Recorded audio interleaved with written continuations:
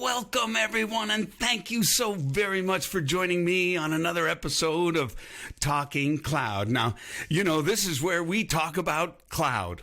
Anything cloud, all things cloud. And man, oh man, oh man, it's such an enormous word, and it just keeps getting bigger and bigger and bigger. And now listen, you know, I am no expert. I'm the Gilligan. But I do a great job seeking out experts. And man, do we got a cool one today. Somebody who's really been focused for a long, long time. You know, oftentimes when I talk about my guests, I'll kind of read through their profile and it'll be a jump to jump to jump on all these different things. And oftentimes very impressive. This one kind of swings the other way, but is equally as impressive. First, I got to start out. The guy's got a master's of science in electrical engineering. I think that's right, in engineering anyway.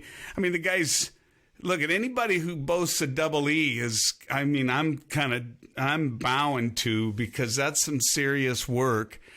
He spent a bunch of years at a company I'm familiar with, and I can't wait to talk to him about, DEC, Digital Equipment Corporation. You know, Ken Olsen famously said, who's going to ever want a personal computer on their desk? We'll have fun talking about that. Then he went and he kind of put a stake in the ground and formulated Strategic Networks Consulting. I think that was probably the precursor to him really formulating Lippis Enterprises. And he's been doing that for now nearly 20 years, it looks like. In addition, he's got the co-founder and chair of ONUG, and I'll let him describe the specific meaning of the acronym, but it's something that he's been passionate in doing now for nearly 10 years. And oh, by the way, he's also Dean of Engineering Advisory Board member at Boston University. So, I mean, this is going to be a really fun conversation. I'm especially excited to have a chance to talk with Mr. Nick Lippis. Nick, thanks a ton, man, for making some time for us today. Awesome, Grant. Thanks. I love the intro, by the way, like, you know, just how you kind of like open up the show. So thanks for the very generous, introduction, as well. It's very, very nice of you. So what do you want to chat about? So, all right. So for the audience, we have not gone through notes. So this is extemporaneous, Completely. Yep. What I always ask is, like I told Nick at the top of this call, is I just want you to tell me if there's anything you don't want me to ask. And as long as I get a green light, we just go. And I love to just push it from the dock and have it go where it goes. Usually what I like to do, Nick, is I like to start off and say, why don't you provide a little bit of Z-axis on how you jump from, the very early days from DEC into the things you're doing today. Maybe you can give some perspective. Yeah, okay. It is an interesting journey, only when you look at it from the lens of like the industry transformations that were going on at this particular point in some time. So I was at DEC when we basically developed like the first local area networks and the first routers, which were microvaxes. And so I got involved in networking early on, like in the kind of early 80s, right out of college. And DEC was kind of the place to be if you wanted to do computer networking. And so I was there from 84, I think, around to like 89 or so. So it wasn't like a long stint, but it was good. But it was good enough.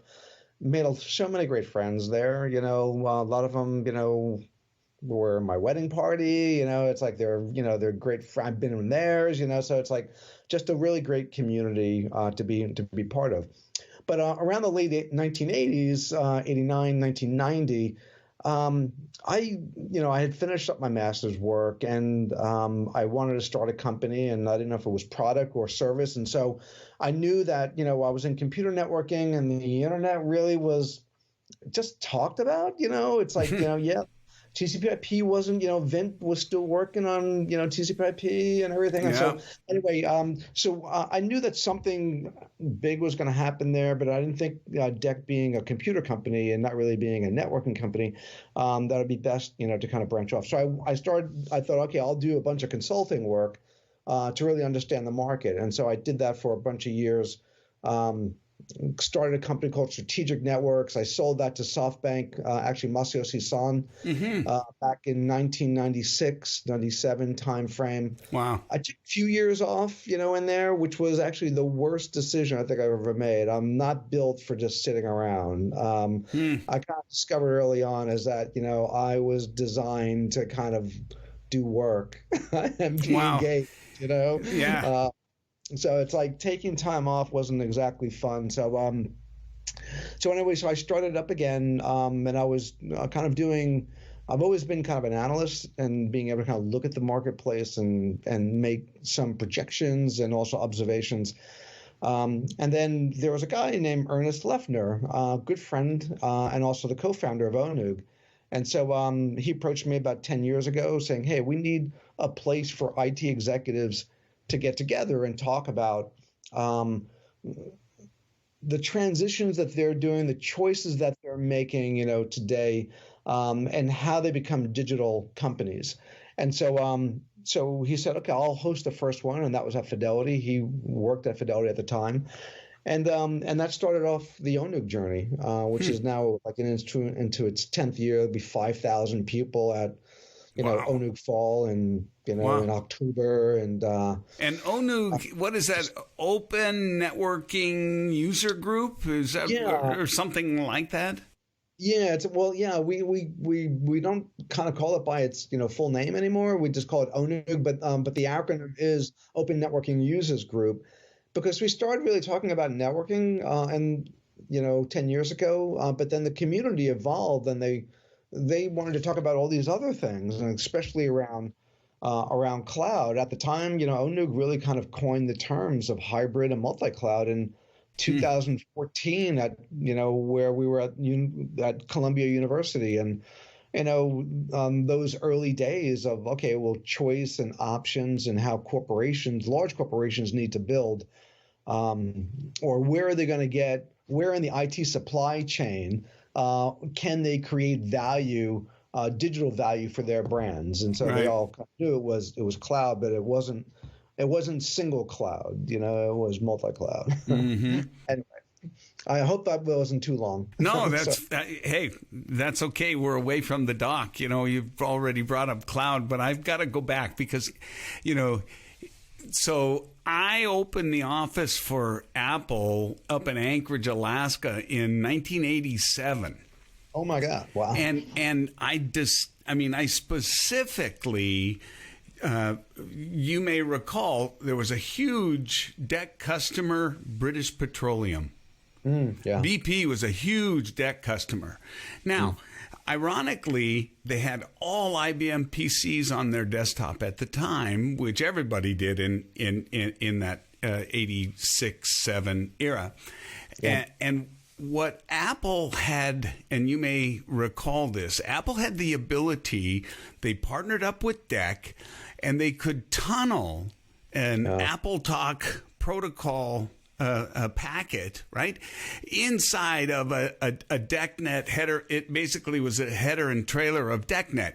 But what that meant is that global network that you all had built, now all of a sudden Apple could transmit Apple Talk protocol throughout that global network. And so there was some companies, Alisa Share, Pacer Share. They were software that ran in the VAX environment that turned that VAX into an Apple Share file server so that you could go to that Apple menu and go to the chooser and everything was in files and folders. Yeah. And I went into a guy named Kevin Cunningham in Anchorage, Alaska. These guys, by the way, bought the first 9,000 on the planet. That's who Anchorage British Petroleum was. And I had this demo set up. Yeah. But I had this demo set up, and we showed them how to move Nick Lippis from the Glasgow location to the Anchorage location. And, of course, it was just dragging the folder, right? Their jaws dropped. And literally, the national account executive, a guy named John Rafidi, I think he did like 400 or 500% of plan that year because he was in Cleveland and, there wasn't a chance in hell they figured they were going to be selling them many Macintosh 2s.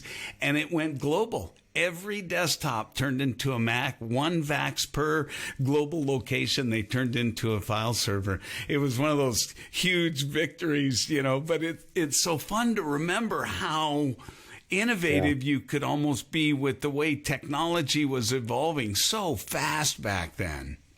Yeah, well, and it still is. It's going as fast, even faster now. But I think that's actually the beauty of computing and computer networking. It's like, we just can have these massive amount of automation or innovation that streamlines process, makes people more productive. I'm so totally convinced is that what we do in our industry has the biggest impact on the global economy than any other industry. No question. By far, whether that's finance, manufacturing, governments and policies, it's like it's computing, computer networking. The cool thing about this business that I was just so fortunate to fall into is no matter when you get into it, you're getting in at the beginning of something. Right? Sure. I mean, it's whether it's IoT or blockchain or containers or functions or Kubernetes or Terraform or you know what I mean? It's pretty exciting. And I know there's going to be more new stuff. And it's really not that old of an industry when you compare it to automobiles or some of the other more banking. Finance, it's pretty wild. So talk a little bit about ONUG. How do you say it? ONUG? I say it's a tomato kind of thing. Some people call it ONUG. Some people call it ONUG. Okay. I prefer ONUG. Yeah. Phonetically, that's correct. Or I guess as it would be pronounced in English class, it would be that would be right. ONUG. Yeah. Yeah. Exactly. ONUG. So, all right. So, what would you like me to talk about? Tell me, you mentioned this massive conference, 5,000 people. Are these your members? What's the conference all about? Talk about it. Do a little advertising for ONUGs. Is this like your annual event that you get everybody together? Yeah, we do too. We do one in the spring and also one in the fall. And the fall, we've been obviously tracking, how corporations have been managing the pandemic and remote workforces and, the acceleration of digital plans and so forth. And the key thing that I think we come to realize and what we're going to talk about at this ONUG is something called Enterprise Cloud 2.0. And what we mean by that is that you hear in our industry, we have such a great hype machine in our industry, but there's a little, but it's hard to kind of see how the hype kind of relates to you sometimes. What I mean by that is that around cloud consumption, huge amount of cloud first companies consume a lot of cloud services, a lot of broadcasting companies consume massive amount of cloud. In the large enterprise, not so much. It's like maybe 10 to 15% of workloads, and for obvious reasons. There's security, there's control, there's governance, and all those things are kind of lacking, from cloud providers. So what Enterprise Cloud 2.0 is all about is that it describes, and it's an industry conversation around what is the needed connected tissue between kind of a large enterprise data center like the one that's behind you in your video background, right? Right. And also one into the cloud. So there is connectivity, which is part of that connective tissue, orchestration, automation. Security is a really important part of that, monitoring visibility. All these things need to be put in place in order for large enterprises to consume more cloud services. And we could talk about security, in a second, but because that's probably that is the biggest, issue. But I think so. Enterprise Cloud 2.0 is really a conversation about how do large enterprises consume more cloud services, and how do we collaborate together as an industry to close these gaps that exist? And everybody, all the cloud providers, it's nothing new for them. I think in the large enterprise, they've been feeling that they've been kind of on their own for a long time because the cloud providers really have focused a lot on like small, medium-sized businesses, and to a degree large enterprises too, but not in a big systemic way. And so they're just starting to get around to that right now. So that's what the fall is really all about. It's Enterprise Cloud 2.0, that connective tissue between on-prem and off-prem. Yeah, interesting. Well, the one thing that's, I think, I'm not going to say completely unique, but certainly is more evident, I believe, in the U.S. Than maybe other parts of the world, certainly more than like in India and other parts. And that is the tail, the technology tail that organizations have, enterprises have, right? I mean, it's so much different when you refer to the cloud native or the cloud first. I always argue that we're really, for most, aren't we? And I'd be curious, based on what you said about enterprises, don't you think we're at a explain to me why not cloud point in the discussion, or you don't see it that way? No, it's like I would say it's the opposite. It's more like explain to me why cloud. Really?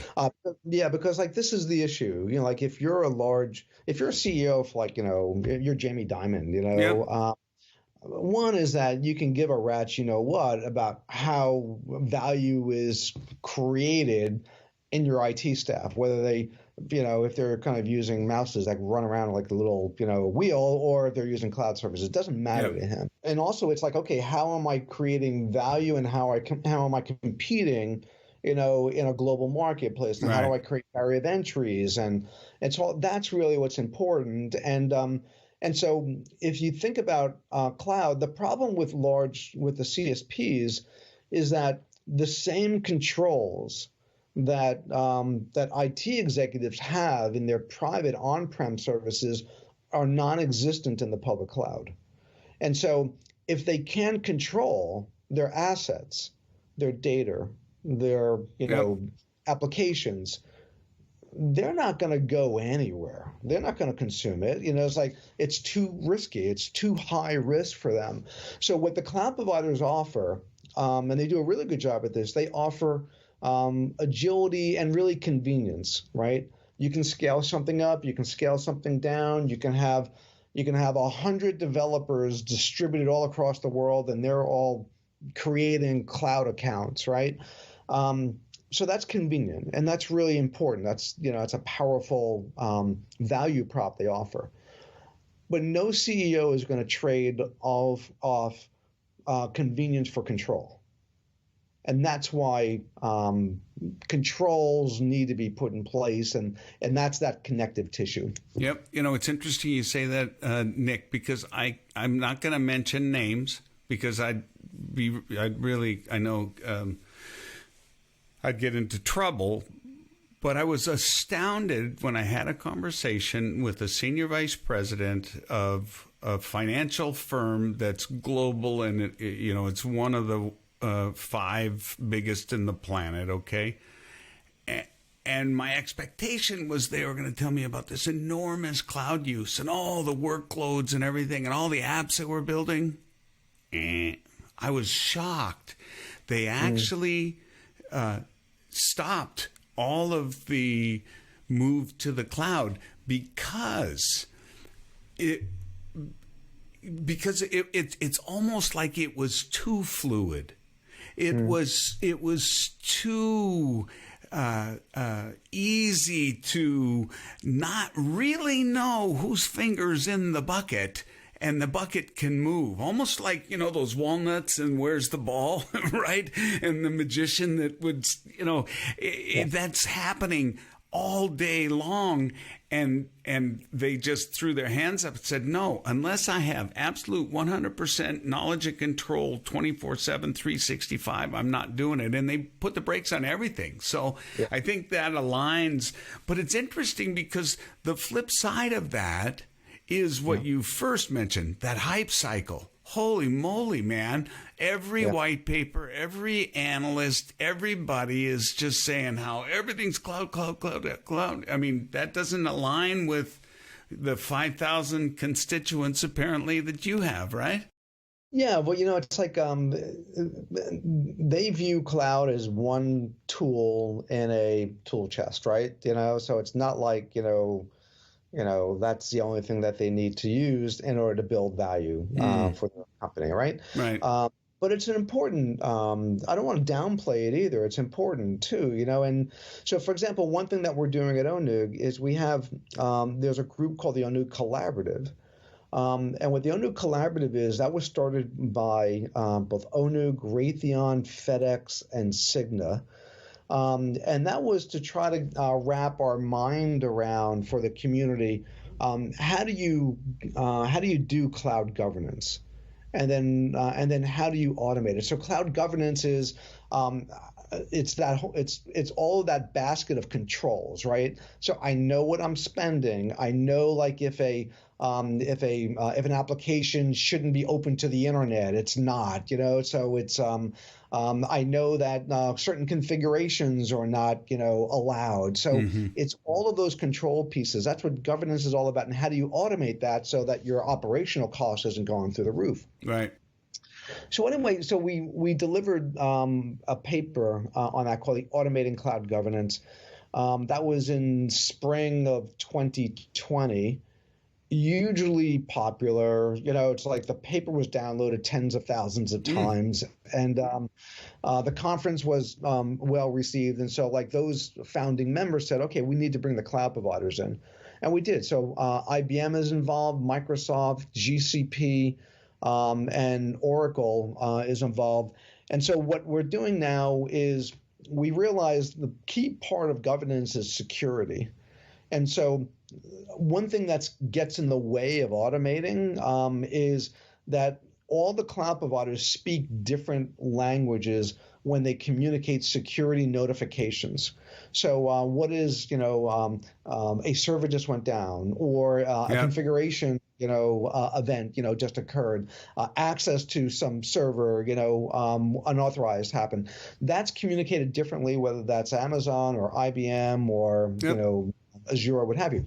So what the collaborative is now doing, there's an open source project to create a common definition language and to decorate all those messages and compare them across standard definitions like in MITRE and in NIST. And so that we can have now a translation service. Right. So we have these messages come in, they get decorated, and then you can also enrich those messages as well, which is really important. So like if you have a server in GCP and that's revenue generating, and you have a server in Azure and that's maybe, not revenue generating, you can, enhance messages and prioritize them so that you can prioritize your response. So anyway, so this connective tissue is really super important. What the collaborative is doing is working on creating that connective tissue for security notifications with the decorator, and they're using the open source kind of methodology to do that. And we have all the big cloud providers in, and we have Goldman Sachs is involved, Fidelity is involved, Pfizer, Kaiser, Intuit, Adobe, there's a lot of really great brands that are involved with that. Yeah, that's cool. That's cool. Well, I think one of the things I've said about the cloud is I liken it to, when you stack rank or just stratify across all of different cloud providers, I always say they're all summiting the same mountain, but they're taking different paths because some things matter more than others to some. For example, Active Directory. And the role just Active Directory. And certainly I always bring up Active Directory simply because the world of identity and access is becoming so critically important in the cloud. I mean, that's the game. In fact, I heard a term the other day. I'm curious your thoughts, but it made sense. It was not DevOps, wasn't SecOps, it was Access Ops. This whole notion of really understanding at the end of the day, when you've got a function, a microservice, an application, a human being, all accessing, we need to understand that. And that goes back to some of that fluidity that I was referring to earlier, right? We're pretty fixated right now on first, make sure you have network security, but posture management, right? And that's making sure that you've got all of the guardrails, so to speak, put in place. But I think one of the challenges, and I'd be curious to hear your thoughts on this, Nick, is it seems like, and you're decorating and harmonizing what really is the spam for a security practitioner. It's the alerts, man, and there's that's and what's critical now is you've got 5 different alerts that are coming with different definitions, so you need to harmonize that. But these are still just telling me, they're alerts, and I think that's where we need to get. We need to say, okay, don't give me an alert, give me truth, and tell me how to fix it.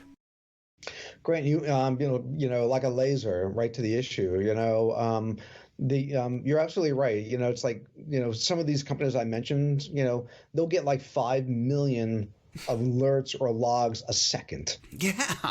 With a second. That's with one cloud provider. When you start going multi-cloud, so that grows exponentially, right? As you consume cloud services linearly, the amount of alerting and logging grows exponentially. Yeah, and the other thing too, I'm sorry, but everybody talks about how they have CloudTrail and they've got all their logs, but I mean, come on. Those files are so enormous and large. How many people are really combing through them with a fine-tooth comb, right? I mean, toil is. I didn't mean to interrupt you, Nick, but you're exactly right. The pile is just so enormous. Hey, are you capturing all your logs? Yeah, where are they? Oh, see that mountain back there? That's it. Yeah. Have you looked at them? Well, they're right there. Yeah.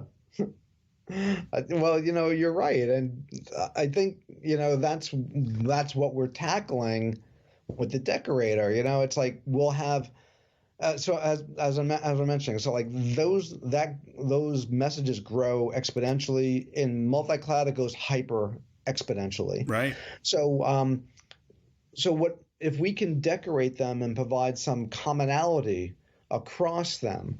And then that can be more easily consumed by SIMs and SOARs and security data lakes. Then you can actually automate and understand. You can do a couple of different things that are really important. One, you can maintain your minimum viable posture, right? Security posture, right? So if you lose your minimum viable, sometimes you don't even know if you lost it, but if you lose it because of lack of visibility, then you're going to stop, consuming cloud services, just like that bank did that you had mentioned a second ago. Yep. So if we can create an environment, where all that can be consumed, it can be sorted, it can be ingested, and then you can apply AI algorithms on top of that, open up a whole marketplace for applications that can actually consume that data, look at that data, so you can actually really get towards posture assessment, and get away from all the toil that all of these security engineers deal with on a day-to-day basis. That's what we're trying to do. That's connective tissue. Yep. That's a real important contribution, for the industry, and that's why the cloud providers are involved, because they realize is that they're sending a mountain of data, as you mentioned, that is daunting, impossible for humans to consume, Yep. and so it needs to be put into a format that machines can read and machines can actually deal with, and Yep. and that's what the decorator does. So actually, there'll be at ONUG Fall, there'll be the first demonstration of this. Oh, cool. So we'll have those 4 companies demonstrating it. We'll have, I think, Wiz is going to do kind of some dashboarding based upon the data that's coming from the decorator. Concourse Labs is another company. Splunk, another one. Qualys, is another one as well. So Very cool. So we'll have the first demonstration. There's the way that the working group is working. They have I love it. It's like the first product is something they're calling a cupcake. So it's a relatively low functionality, bite of this because it's an enormous problem. So it's a cupcake. Then in spring next year, then we're going to introduce the birthday cake. And Nice. then in fall of next year, it'll be the wedding cake. Yeah. Nice. Well, you gotta eat an elephant one bite at a time, right? I mean, it's crawl, walk, run. Right. So, I mean, that's awesome. Well, that's a very interesting project, and I think, like anything, you've got some great names in there. If it gets hold, right? I mean, it's sort of like I remember software-defined networking, right? Yeah. When that was first bubbling up and there was all kinds of poo-pooing that it was never going to really take hold. And then I think Cisco made a big investment and everybody expected that was just so they could derail the project, right? To slow it down. But there's no disputing, those trends once they really got rooted. There's no stopping them, right? There's no stopping them. And this, I think you're spot on that it is it's a big issue. And connected tissue, I think, is also a good way of putting it because, like I mentioned earlier, I think there is a long tail, if you will, that organizations want to continue to leverage, and they have a level of confidence they've not yet achieved by moving it up into the cloud. But it is quite contrary to what you seem to be hearing from the trade rags, the analysts, the what's going out in the social world, isn't it?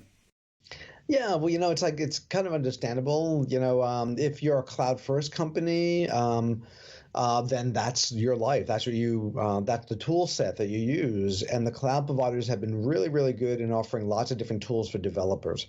So you can understand that. However, if you're dealing with like a 100-year-old company, like a GE or like a Citigroup or Bank of America, it's like these big, massive companies, they have different kinds of concerns and that they need to manage their business. Every healthcare company, insurance company, it's like. So anyway, there's certain companies that that are fully in the whole kind of digital economy. They started there, and that's and so they can rapidly move there. So that all works, well. However, though, it's like you also see repatriation happening, too. All right, so it's like there, Martin Casada and Sarah, I forget Sarah's last name over at A16Z. They published a really interesting blog where they kind of start pulling some data from companies like Box and Dropbox and others, Netflix, another one, where the cost of cloud consumption got to be around 80% of their cost of sales. So it was, and then they started factoring that into like, well, if we didn't have, that's probably about like almost 2x, if not 3x more than if they would actually do it themselves. Then what would that actually mean in terms of market capitalization? And so they did a kind of probably more than a back of the envelope calculation, but they came up with it's about $1 trillion of market cap that's being lost by those who are running big businesses in the cloud. And so that there's a rethinking of repatriation. You mentioned Netflix. I mean, weren't they the ones that famously said they're never going to buy another server and everything went to the cloud? Yeah, yeah, yeah, that's right. Yeah, I could be wrong, so I want to check, this fact, Sure. I thought like also Netflix moved some of their stuff out, back to private, Yeah. just like did. Well, I've heard more than one time a few things that's been very consistent in my conversations. One, it's been don't do what you've done for years on premise when you go into the cloud. Don't just say we did it this way, and so now let's do it that way. That's I'm told is not a good thing. The other is that it's not always less money. It's In never fact, it's rarely less money, and it has more to do with what I think you mentioned right out of the chute: the agility, some of that flexibility, that elasticity. Those are the things that really have value. But with it comes risk, and we read them every day, right? One configuration, one boo-boo, one human makes a mistake. I mean, that's what we're probably not ever going to remove completely, and that's the human. But it seems, I've had this conversation in the past. There's the effort always underway about making users smarter, because I think some 90+% of ransomware starts with successful phishing, right? You click. Gotta be. Yeah. But the flip side is, if you look like at the car industry, right? They don't offer, if you've bought a new car recently, they didn't give you a free defensive driving course, right? Or anything like that. But it will brake for you, park for you, slow down for you. So it's like it's going to do a better job protecting you from you. And I kind of see similar trends, it seems, like with some of the development in new startups around shift left and checking code before it can get pushed live, and excessive privileges that have been granted that may not be needed or required. So I think it's kind of interesting. What's your thoughts there? Yeah, no, I think, there's always, it's hard. Like when you have a company with 30, 70,000 employees, and they're at all different levels, because you need lots of different people doing different things. And very large corporations, it's very hard to make sure that everybody's on the same page and has the same defenses. Yep.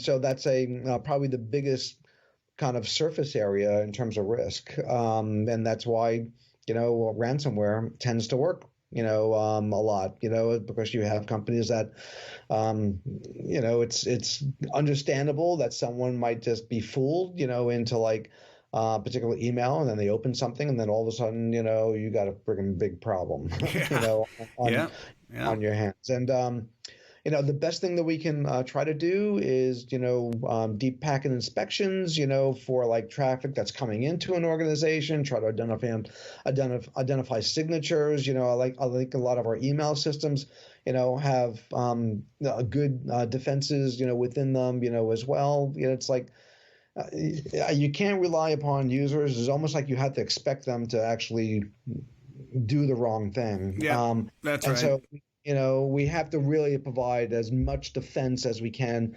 that mitigates that exploit or that threat before it gets to them. No doubt, man. I always tell people, anybody that relies on detection is making a big mistake, because I can't outrun microprocessor or RAM, so it's like I got to be all about prevention and stopping it from getting there. And there's now, when you combine the speed of the connectivities that we have, the bandwidth, the speed at which we can transmit huge amounts of data, when you combine that with sandboxing technologies, what we're actually getting close to, we're not there yet, but we're close to where I can click on something and you're actually able to reroute that download, reroute that file to a sandbox, check it. In fact, that's one of the cool things. I think it's very cool the way Checkpoint actually will deliver you a PDF of any file until it has time to check it if it doesn't know that it's clean, right? And you could still request the original .docs file, but if you don't need it and all you want to do is read it, it's not a big deal, right? But my point is we're getting everything so hyper-connected with processing power and bandwidth. We're able to start to do things almost like in real time and still do some pretty significant interrogation of those files. And it's encouraging. And that just means that the bad guys are going to figure out other ways to get around it, right? It's always an arms race, and obviously the new battleground is around AI, so whoever's going to have the better algorithms, and in there I'm optimistic, that industry can actually invest in better and bigger and more robust AI than hackers can, I'm hopeful for that anyway. Yeah, me too. Boy, the data that I've seen recently, man. That has come out of our research and the increase in ransomware, the increase in just hacks. It's really. The pandemic, it was like, frankly, it's so appalling. It's like they go after such vulnerable sectors. Hospitals, man. Yeah, it's just. I'm working on a presentation. The data in terms of targeting hospitals and the value of an electronic patient record. Oh, yeah. In the dark web versus just a social security number or a credit card, significantly higher. Oh, yeah. And it's a problem because we've gotten to the point now where everything's connected. I mean, could you imagine? There's actually a story about a woman who died because she couldn't get the help she needed because ransomware had locked up the hospital. Yeah, that's scary. Yeah, it is. And I think the biggest thing that woke me up to all of this is when Merck had to go to the CDC and tap in reserves for particular medications. I forget which medications it was, but when they got hit with WannaCry and their manufacturing facilities were brought down, they couldn't keep up with their minimum requirements of keeping particular drugs in warehouses. So, there's life and death. It is life. Yeah, there's no doubt. It's not. It's not a video game. It's not the Matrix. That's usually kind of the linear path that I talk about. How critical security has become, cybersecurity, because in the very, very early days, you'll recall it was an irritant, right? A worm on the screen that you had to do a reboot to delete a DLL or some stupid little file and you were fine. Then it became evident kinetic damage could be done. Stuxnet, the granddaddy, showed that. And then we got into things like the Ping insulin pump from Johnson & Johnson that was released with a flaw that I could hack and administer a lethal dose of insulin. And now these other examples where we're in a different world and a different level of dependency on this, as you put it, connected tissue, right? So I applaud the efforts of ONUG on finding ways to bolster, strengthen, and improve and secure those connections, because that's really what it comes down to, right? I think so. I think if we can get and I'm positive that we will, because it's going to be kind of community driven.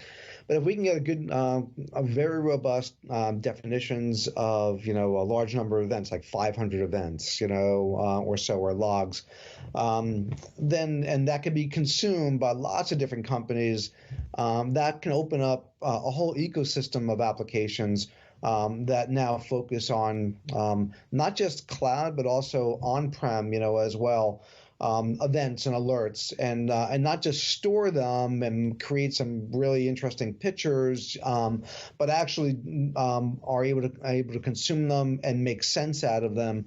And I think it'll be really wonderful to see the market start to move up towards that, value proposition versus kind of collection and the toil that's been going on over the last couple of years. So yeah, I'm very optimistic, and look forward to cupcake, birthday cake, and wedding cake. Yeah, no kidding. So tell me, take a minute and talk about the organization and how someone maybe, if they can get involved, what it takes, what's involved. Maybe talk a bit about that. Yeah, well, there's lots of different kind of touch points and ways to get involved. So one is that if you want to get involved in the collaborative, and we encourage, and we're going to need a lot of people involved in that. So I think we're now at the point where we can actually use like hundreds of people, getting involved. So if you just go up to onug.net, you can there's a drop down menu for the collaborative. You can get involved there. There's kind of instructions on what to do and how to do that. The first version of the decorator is going to be placed up on GitHub before ONUG Fall. So people want to and this is what we love for people to do. If you have particular events that you want to see decorated, you can now make those contributions. So you can contribute, to the kind of the repo. It's a crowdsourced project in a way, huh? Yeah, it is. It's open to once it gets put onto Git, it's open to anybody. Yeah. But obviously the working group will review contributions, and they'll make. Sure. There'll be a review board, and that review board will decide, which contributions make it, and so forth. So I think that's another way to kind of get involved. Attending ONUG just go up to the onug.net site. You can just register to attend ONUG as well. To be a member, you really just need to go up to the site. There, you can become a member there too. So, is this a live event you're going to be doing, the ONUG Fall? Live digital. Live digital. Yeah. Got it. Okay. So it's going to be virtually live, but not in person live. Not in person. Got it. Okay. Yeah, it's too early. We're really fortunate. We have a really great board, and our board says our travel budgets are all pulled for the entire year. Yeah. We're not quite sure when they're coming back next year. Yeah. No, I totally get it. Some people, it's interesting. I do a lot of traveling, but haven't like everyone else. And there was a 2-week window where in-person events got approved because it looked like, things were improving, right? But it literally was a 2-week window, and then it got shut off. So there was 2 events that got planned in that bubble, and I'm confident it's going to get popped shortly, right? Because things are not moving in the right direction right now, but hopefully they will. Okay, so really the answer to everything is onug.net, onug.net, right? Yeah, just go up to onug.net, and if you want to attend the conference, you can go there. If you want to get involved in the collaborative, you can go there. We'll point to the GitHub repo there, so. Cool. Really easy. Yeah, really neat project. That's awesome. Cool. Great. Hey, thank you, man. This has been really a pleasure. I've really, really enjoyed it, and I want to thank you for taking so much time with us, Nick. It's been a fun conversation. Awesome, Grant. Thanks so much. You're a great host and very gracious, as well. So, thank you, and thank you everyone for listening and plugging in. Thanks, Nick, a bunch. So, ladies and gentlemen, thank you very much. This was another one I thought was awesome. I just feel like they just keep getting better and better and better. I love it. I have great guests. We have fun conversations, and I sure hope you're enjoying the conversation. If you are, subscribe, share, tell your friends, and we'll look forward to having you back on the next episode of Talking Cloud. Yeah.